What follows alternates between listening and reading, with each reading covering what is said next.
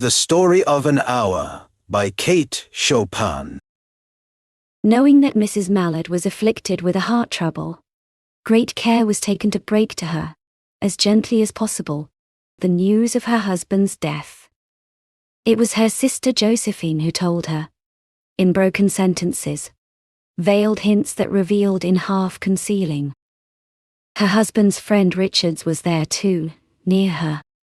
It was he who had been in the newspaper office when intelligence of the railroad disaster was received, with Brentley Mallard's name leading the list of killed.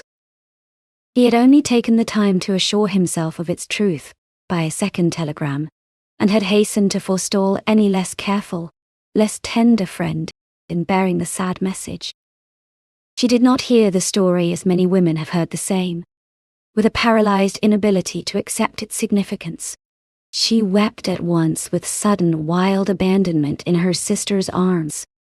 When the storm of grief had spent itself, she went away to her room alone. She would have no one follow her. There stood, facing the open window, a comfortable, roomy armchair. Into this she sank, pressed down by a physical exhaustion that haunted her body and seemed to reach into her soul. She could see in the open square before her house the tops of trees that were all aquiver with the new spring life. The delicious breath of rain was in the air.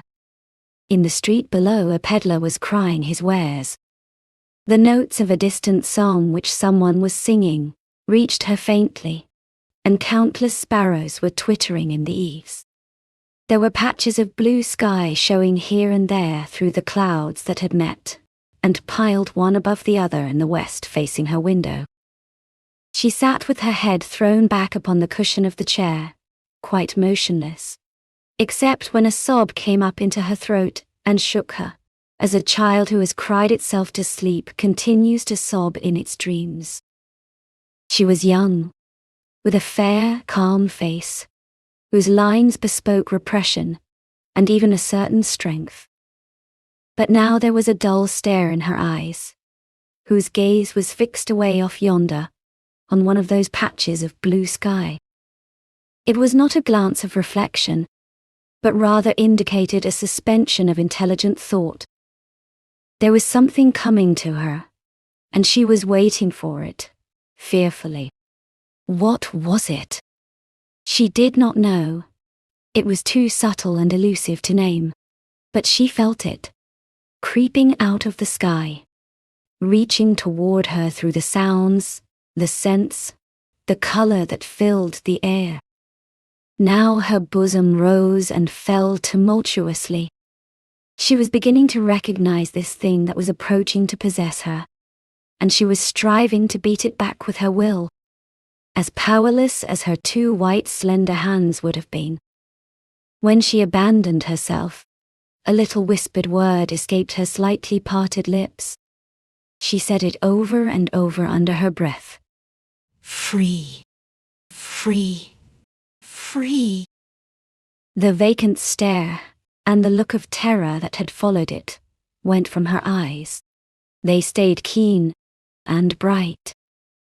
Her pulses beat fast, and the coursing blood warmed and relaxed every inch of her body. She did not stop to ask if it were, or were not, a monstrous joy that held her. A clear and exalted perception enabled her to dismiss the suggestion as trivial. She knew that she would weep again when she saw the kind, tender hands folded in death, the face that had never looked save with love upon her, fixed and grey and dead.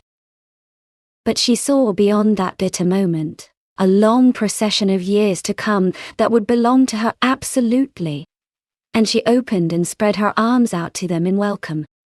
There would be no one to live for her during those coming years. She would live for herself. There would be no powerful will bending hers in that blind persistence with which men and women believe they have a right to impose a private will upon a fellow creature. A kind intention, or a cruel intention, made the act seem no less a crime, as she looked upon it in that brief moment of illumination. And yet, she had loved him. Sometimes. Often, she had not. What did it matter?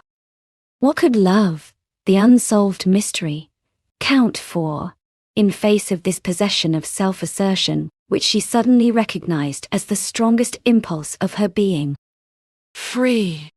Body and soul. Free. She kept whispering. Josephine was kneeling before the closed door with her lips to the keyhole, imploring for admission. Louise, open the door. I beg, open the door. You will make yourself ill. What are you doing, Louise? For heaven's sake, open the door. Go away. I am not making myself ill. No. She was drinking in a very elixir of life through that open window. Her fancy was running riot along those days ahead of her. Spring days, and summer days, and all sorts of days that would be her own. She breathed a quick prayer that life might be long.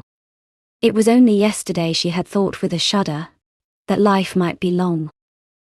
She arose at length and opened the door to her sister's importunities. There was a feverish triumph in her eyes, and she carried herself unwittingly like a goddess of victory. She clasped her sister's waist, and together they descended the stairs. Richard stood waiting for them at the bottom. Someone was opening the front door with a latchkey. It was Bentley Mallard who entered, a little travel-stained, composedly carrying his gripsack and umbrella. He had been far from the scene of the accident, and did not even know there had been one. He stood amazed at Josephine's piercing cry, at Richard's quick motion to screen him from the view of his wife. But Richard's was too late. When the doctors came, they said she had died of heart disease, of the joy that kills.